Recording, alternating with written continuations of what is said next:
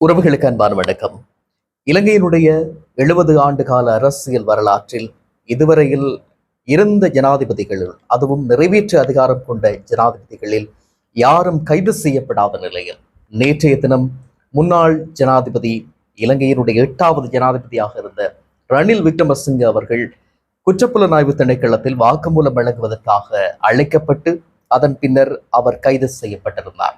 கடந்த 2023ஆம் ஆண்டு அவர் அமெரிக்காவினுடைய நியூயார்க்குக்கு அரசியல் சுற்றுப்பயணம் மேற்கொண்டிருந்த அதே நேரத்தில் அதனை முடித்து மீண்டும் தாயகத்துக்கு திரும்பாமலேயே லண்டனிலே அவருடைய துணைவியாரான மைத்ரி விக்ரமசிங்க அவர்களினுடைய பட்டமளிப்பு விழாவில் கலந்து கொள்வதற்காக அரச நிதியை பயன்படுத்தியதாக கிட்டத்தட்ட 1,66,00,000 நிதி அதற்காக செலவிடப்பட்டதாக இந்த விசாரணைகள் உறுதிப்படுத்தப்பட்டதனால் அவர் கைது செய்யப்பட்டதாக அறிவிக்கப்பட்டது.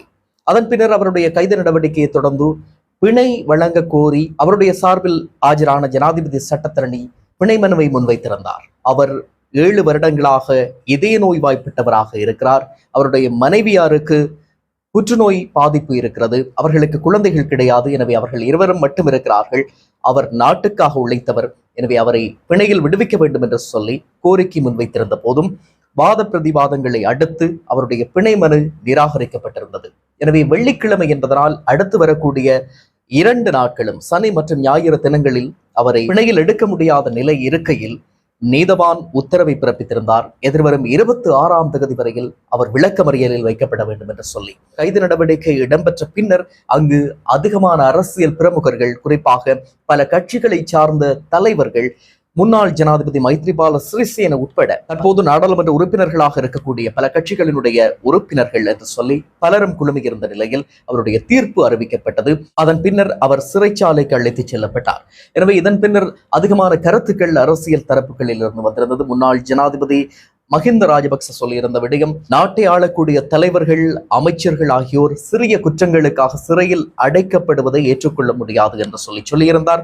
அதே போல நாமல் ராஜபக்ச சொல்லியிருந்த விடயம், இது அரசியல் பழிவாங்கலான செயற்பாடு, எனவே இதனை புரிந்து கொள்ள வேண்டும், அரசியல்வாதிகள், அமைச்சர்கள் புரிந்து கொண்டு செயற்பட வேண்டும் என்று சொல்லியிருந்தார். அதே போல எதிர்க்கட்சி தலைவராக இருக்கக்கூடிய சஜித் பிரேமதாஸ் அவர்கள் சொன்ன விடயம், இந்த கைது தொடர்பாக விசாரணை நடக்கும் முன்னரே அல்லது ரணில் விக்ரமசிங்க அவர்கள் வாக்குமூலம் அளிப்பதற்கு முன்னரே ஒரு யூடியூபராக இருக்கக்கூடிய டோக் வித் சுதா என்று சொல்லப்படுகின்ற அந்த யூடியூபிலே வெளிவரக்கூடிய காணொளியில் சுதா என்கின்ற அந்த யூடியூபர் கட்டாயம் முன்னாள் ஜனாதிபதி ரணில் விக்ரமசிங்க அவர்கள் கைது செய்யப்பட்டு 14 நாட்கள் சிறையில் அடைக்கப்படுவார், அப்படி நடக்கவில்லை என்று சொன்னால் நான் யூடியூபில் இருந்து வெளியேறுவேன் என்று சொல்லி ஆணித்தரமாக அடித்து சொல்லியிருந்தார்.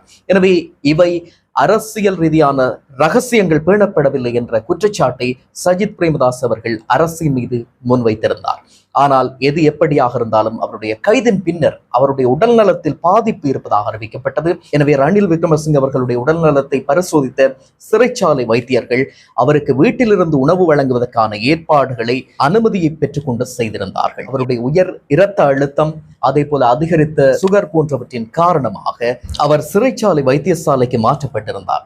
இருந்தாலும் அவருடைய உடல்நிலையில் இன்னும் மோசமான நிலைமை அதிகரித்துக் கொண்டிருப்பதன் காரணமாக வைத்தியர்களினுடைய பரிந்துரையின் அடிப்படையில் கொழும்பு தேசிய வைத்தியசாலைக்கு இன்றைய மாலை பொழுதிலே அவர் மாற்றப்பட்டிருந்தார். அதன் பின்னர் அங்கிருந்த வைத்தியர்கள் உடல்நலத்தை பரிசோதித்து அவருடைய உடல்நலம் இன்னும் பாதிக்கப்பட்டு வருவதாகவும், அவருடைய உயர் இரத்த அழுத்தம் கட்டுக்குள் வைக்க முடியாத நிலையில் இருப்பதாகவும், அவரை தீவிர சிகிச்சை பிரிவில் அனுமதிக்குமாறும் அறிவித்தல் விடுத்திருந்தார்கள். அதன் அடிப்படையில் இப்போது தீவிர சிகிச்சை பிரிவில் முன்னாள் ஜனாதிபதி ரணில் விக்ரமசிங்கே அவர்கள் சிகிச்சை பெற்று வந்து கொண்டிருக்கிறார். உண்மையில் இதுவரையில் ஆட்சி செய்த நிறைவேற்று அதிகாரம் கொண்ட ஜனாதிபதிகளில் மஹிந்த ராஜபக்ச, கோட்டாபாய ராஜபக்ச ஆகியோர் மீதான குற்றச்சாட்டுகள் அதிகமாக இருக்கின்ற போதிலும் இப்போது மிஸ்டர் கிளீன் என்று சொல்லி ஆசிய மட்டத்தில் அறியப்படுகின்ற அல்லது ஆசியாவின் கதாநாயகன் என்று சொல்லி உலகளவில் அறியப்படுகின்ற ஒரு அரசியல் தந்திரம், சாணக்கியம் நிறைந்த ஒரு தலைவராக கருதப்பட்ட ரணில் விக்ரமசிங்கே அவர்கள் ஏன் கைது செய்யப்பட்டார்?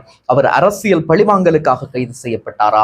இவருடைய கைது நடவடிக்கைகளில் என்ன உள்ளார்ந்த அர்த்தம் இருக்கிறது என்று சொல்லி பலதரப்பட்ட கேள்விகள் இப்போது சமூக வலைத்தளங்களில் பரவிக் கொண்டிருக்கிறது. இவருடைய கைது நடவடிக்கை தொடர்பாக, இவருடைய பிணை மறுக்கப்பட்டது தொடர்பாக அதிகமான அரசியல் தலைவர்கள் ஊடகவியலாளர் சந்திப்பை ஒன்றாக இணைந்து நடத்தியிருந்தார்கள்.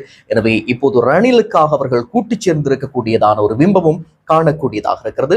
தவறுக்கு தண்டனை நிச்சயம் என்கின்ற விதமாக, நீதி எல்லோருக்கும் சமம் என்கின்ற விதமாக சென்று கொண்டிருப்பதாக ஒரு சாரார் வாதாடி கொண்டிருக்கையில், இன்னும் சிலர் சொல்லக்கூடிய விடயங்கள், நாட்டை வங்குரோத்து நிலையிலிருந்து மீட்டெடுத்த தலைவரை இப்படி சிறையில் அடைக்கலாமா, இந்த தண்டனை கொடுக்கலாமா என்று சொல்லி பலதரப்பட்ட கருத்துக்கள் சொல்லப்படுகிறது.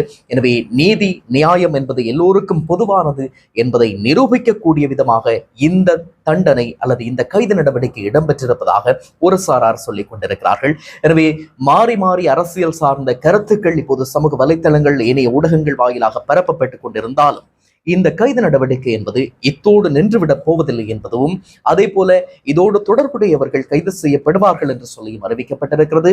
இதைவிட முன்னாள் ஆட்சியாளர்கள் பலருக்கும் இப்போது பயம் பிடித்திருக்கிறது என்று சொல்லலாம். குறிப்பாக அவர்கள் செய்த முறைகேடுகள், குறிப்பாக நிதி சம்பந்தப்பட்ட முறைகேடுகள் தொடர்பாக அதிகளவான விசாரணைகள் இனிவரும் காலங்களில் தொடங்கப்படலாம். அதிலே மஹிந்த ராஜபக்ச, கோட்டாபாய ராஜபக்ச உட்பட பல அரசியல் தலைவர்கள் மாட்டிக்கொள்வதற்கான சந்தர்ப்பங்கள் இருக்கிறது என்பதை இப்போது சமூக ஊடகங்களும் இணைய ஊடகங்களும் எதிர்ப்பு கூற ஆரம்பித்திருக்கிறது. எனவே அரசியலில் ஒரு மாற்றமாக இது கருதப்படுகிறது. வயதான நிலையில் அவருடைய மனைவிக்காக இவர் சிறை செல்ல வேண்டிய நிலை ஏற்பட்டது என்று சொல்லி கருத்து சொல்வோர்களும் இருக்கிறார்கள். எனவே பொறுத்திருந்து பார்க்கலாம், கைது நடவடிக்கைகள் தொடரப் போகிறதா, இனிவரும் நாட்களில் எந்த மாதிரியான நகர்வுகள் இருக்க போகிறது அரசின் சார்பில், நீதித்துறையின் சார்பில் என்பதை பொறுத்திருந்து பேசலாம். காத்திருங்கள். மற்றொரு காணொளியில் சந்திக்கும் வரை